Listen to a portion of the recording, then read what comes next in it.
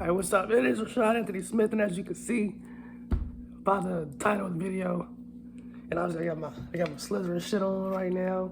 Ignore the purple shirt. Well, to be fair, I mean ain't no house purple, so I mean ain't like it's a conflict of interest. But got my Slytherin on. The hat. I need to get some. But this video in defense of Dumbledore, because if you did not know, there seems to be like this movement lately online. I don't know if it's been like for like a year, maybe a little bit more than a year, like basically tearing down Dumbledore and his character and to make him out like he's a bad guy or something. And I just want to get in on that because that bugs me so much. Because so the gist of it is that throughout the story, throughout the original Harry Potter story, the 7 books, Dumbledore is very manipulative of not just Harry, but just the entire situation in general.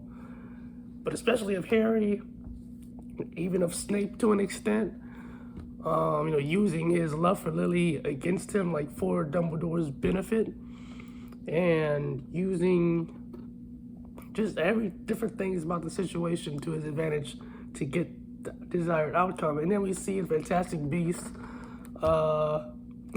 these 3 movies, which apparently we aren't getting the rest of the story. I'll make another video on that some other time, and the frustrations of Fantastic Beasts. But yeah, so we see in Fantastic Beasts him basically kind of trying to manipulate Newt to get around the whole situation with Grindelwald or Grindelwald. I like pronouncing it the right way, but I always forget to sometimes. I forget to sometimes. Same with Voldemort. It's pronounced Voldemort. When we say Voldemort, I like pronouncing him the right way sometimes. So, but maybe I'm just being snobbish. But we see him manipulate Newt basically the same way he did to Harry. And so we know over 70 years earlier, Dumbledore was still the same. He was a manipulative person. But the key in this is that he was always manipulative for the greater good. And I understand that, like, yes, that is Grindelwald's slogan. That is his thing. So whenever you say for the greater good, it almost always has a bad connotation to it because we're so used to villains justifying their actions with for the greater good, or sometimes even in real life, people justifying bad actions with for the greater good.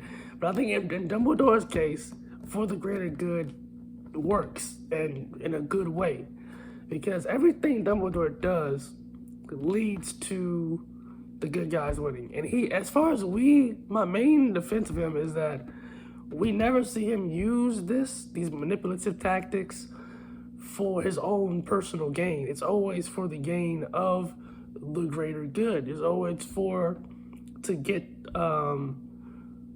the outcome of the good guys winning, defeating the bad guys, defeating Grindelwald, defeating Voldemort. That's always the goal of every time he does anything manipulative. And to a certain extent, I feel like it was somewhat plot convenience because J.K. Rowling, the way she wrote some of the situations, she made it sound like Dumbledore had to be manipulative or else the magic wouldn't work. Specifically in Harry's case, it seemed like Harry couldn't know that he would come back to life. He couldn't know about pretty much Dumbledore told him what he needed to know when he needed to know it. Because if he had told him beforehand, he felt like it would have clouded his judgment in doing what needed to be done in order for Voldemort to eventually be brought down. Especially with the whole, if you let him kill you, you'll come back thing. He couldn't know that he was going to come back, or else it takes the decision to kill him. But also, to be fair, I feel like that aspect of the story was not that well written or planned out by J.K. Rowling herself, because in a lot of ways it doesn't really fully make sense, and it takes when you rewatch the shit or reread it, it takes away like the suspense of who's gonna win, even if we know Harry's gonna win. it's like, damn, it's like crazy watching it back. Like he literally couldn't die anyway. So it's like, well, what's the fucking point of the battle if he can't even die? He have all these people dying for him, and he can't even die himself. But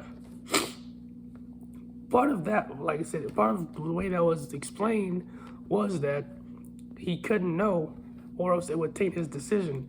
And part of the way the magic works is by him not knowing certain things and him making the decisions on his own is what helps the magic happen in the first place. So, like I said, part of it is plot convenience because of the way she wrote it, and I wish she hadn't written it like that. But I think this whole idea that Dumbledore is like this evil guy manipulating everybody to, to fit his own ends is just kind of crazy to me, because I'm like, he dies in the end. He literally dies. He gives his life for the cause. And while he was already dying anyway, it was his own fault. I do believe that even if he hadn't put that ring on his finger, he still would have had Snape kill him. Well, maybe. He might, well, maybe. Well, maybe. Because, he, like I said, he didn't have any, there was no way to save him. The curse was already killing him, and he was going to die anyway. But when it happens, he has to give him the potion to keep him alive to the end of the year. And then when the night happens, that the Draco gets the rest of the Death Eaters into the school, and he's like, like Snape, it's time, go ahead and do it. Dumbledore probably could have fought them off and like stayed living for. But he allowed his death, and you can say this is being manipulative too. He allowed his death to serve the purpose of the good guys. It was purposeful for him to die in a way that allowed Snape to be even deeper of an agent for the cause, and it works. The plan was I think it would have been a more interesting story for him to not put the ring on his finger. And you can say the fact that he put the ring on is proof that he really wasn't all good. And I think that's kind of the point of his arc. That Dumbledore, I'm defending him, but I understand it. He wasn't all good. He tried to be, but there are definitely ways where he fails to be. And even when he, in putting the ring on his finger, he was trying to, bring his family back together. He did, and that's not even a bad thing to want. He wanted his family back. He wanted his sister, his parents. Hell, maybe now that we know he had a nephew, maybe even his nephew back. That's not an outright bad thing. Even the fact that we know he holds the Elder Wand. We know that they wanted him to be, basically, king of the wizards. Like at the end of the Secrets of Dumbledore, we know they wanted him to be Minister for Magic, and that the Cornelius Fudge was just spent years and years being paranoid about Dumbledore potentially taking his position away. Dumbledore personally chose to not hold any of these positions. He kept the Elder Wand. I'm assuming because he understood that, he at the very least could trust himself to not go after power with that wand, which he didn't. He never sought the power. He always rejected the ultimate power. He rejected as much power as he could have had, and chose to just stay back and teach students and serve that way. Which is really all you need to fucking know about the fact that Dumbledore was not a bad guy. Dumbledore was, you can say, more powerful than Voldemort or Grindelwald, but he chose to not use that power for bad. At first he was teamed up with Grindelwald when he was a kid, when he was 17 or 18. looking for the Hollows, wanting to be, you know, the two, you know, gay-loving kings of the world. He eventually changed his mind and went down a different path, and that matters. And well, yeah, he definitely has it in him to be, you know, manipulative and ambitious. He definitely has it in him to be a Slytherin. I think the reason why Dumbledore is a Gryffindor is because he is brave enough to recognize his own flaws and his own issues and pull back to not allow himself to become the worst version of himself, which is not something a lot of people in real life or in this book, in the books, are capable of doing, such as Grindelwald and Voldemort, both of whom are very powerful, very intelligent wizards. I would say the four of them, Grindelwald, Dumbledore, Voldemort, and Harry, they all have a somewhat similar story. And Dumbledore and Harry's, the way Dumbledore and Harry align are that they choose to be good, and even though they both have the power within them, even to a certain extent the desire in them to go bad at various points, such as, you know, with Harry, because he has the Voldemort piece in him, he feels that pull toward, you know, his that side, that dark side. You know, if you want to take it to Star Wars, he feels the pull to the dark side, but chooses to resist it. And obviously, you know, Dumbledore feels that pull to the dark side, which is why he chooses to resist it, and he chooses. It was just, you know, what he tells Harry. You know, is not. Yeah, you can have whatever in you. You know, you can be, you know, have, you know, Slytherin and Gryffindor in you. You can have, you know, all these bad qualities in you and good qualities in you, but it's what you choose to lean into and what you choose to act on. And you know, we see Dumbledore choose good. Like I said, he had the power to be bad if he wanted to. He probably could have. You know, obviously we see the only reason Grindelwald and Voldemort fall is because of Dumbledore. But he could have easily sided with them and ruled as like an evil king if he wanted to. He clearly had the power to do so, but he chose not to. I was like another part, you know, that quote that I know it's sometimes you have to choose between what is right and what is easy. It would have been easy for him to be like an evil king, but he knew it wasn't the right thing, so he chose the right thing. And then the last part that I had pulled up, thought about was, at the end of the day, another part is this is wartime. In both of these scenarios, both of these series, he is at war. He is a general in war. And in war, you have to do shit sometimes that may not be good. People like look at you like you have to just move 100%, you know, benevolently because you're at war and you're supposed to be the good guy. But like realistically speaking, even though this is a kid's story, war is war. War is not pretty. You can't always do the pretty shit in war. Sometimes you gotta get your hands dirty. And Dumbledore was the character who would be getting his hands dirty, you know, on this side of the war. No one else really does. Harry doesn't really get his hands dirty. Harry literally doesn't kill anybody in the entire series. I mean, he kind of kills Quirrell, but I almost don't even really count that, because I feel Voldemort killed Quirrell more than Harry killed Quirrell. But I feel like if we're going to say Harry killed Quirrell, then he should have had like an arc of him having to deal with the psychological ramifications of killing someone, which he didn't have, because I don't feel like he really killed the dude. Like, Voldemort did that shit. But,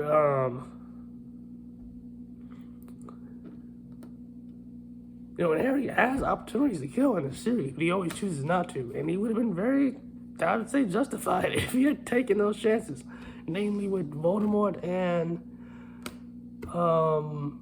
even Peter Pettigrew.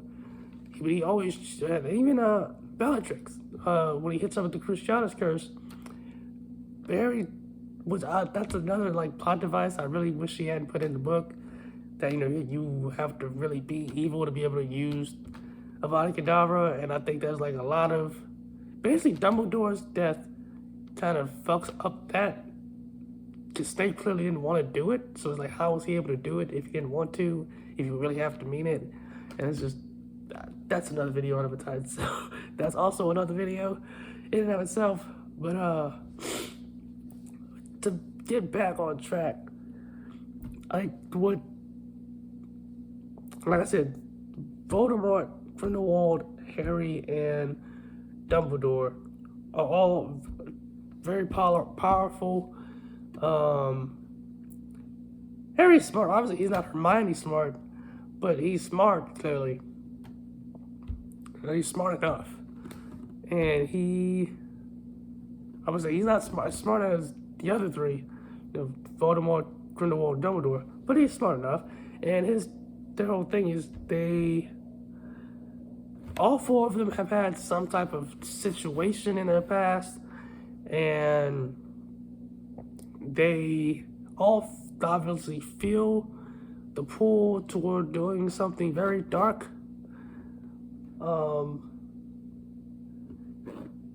Grindelwald and Voldemort choose to stay on that path. Dumbledore goes on that path but turns away, and Harry obviously never even goes down that path to begin with, although he does feel the pull. And like I said, this video's getting long. The main point of the story is Dumbledore is not a bad guy. He is manipulative, but it is necessary, at least the way the story was written. Whenever he is manipulative, it is necessary for the good guys to win. And he doesn't do it, he never does it for his own benefit. He doesn't seek out any way higher positions, even though he has the opportunity to. Other people want him to. Although he has the power to be so much more, give himself way more, he doesn't want to because he understands that he doesn't need to. And he doesn't trust himself to a certain extent, which is also another thing. And also, he recognizes all this shit in it that's within himself and chooses not to act on it. And that's something, obviously, I think we should see as very noble in that. And obviously the final point is that he is a war general who was trying to win a war in both scenarios, in both series. And war is not pretty, war is war. So he is waging war. And he wins both wars. So he even gives his life for the second war. And while that is somewhat complicated because he put the ring on, so he was going to die anyway, I believe he would have given his life anyway, regardless of whether or not he put the ring on.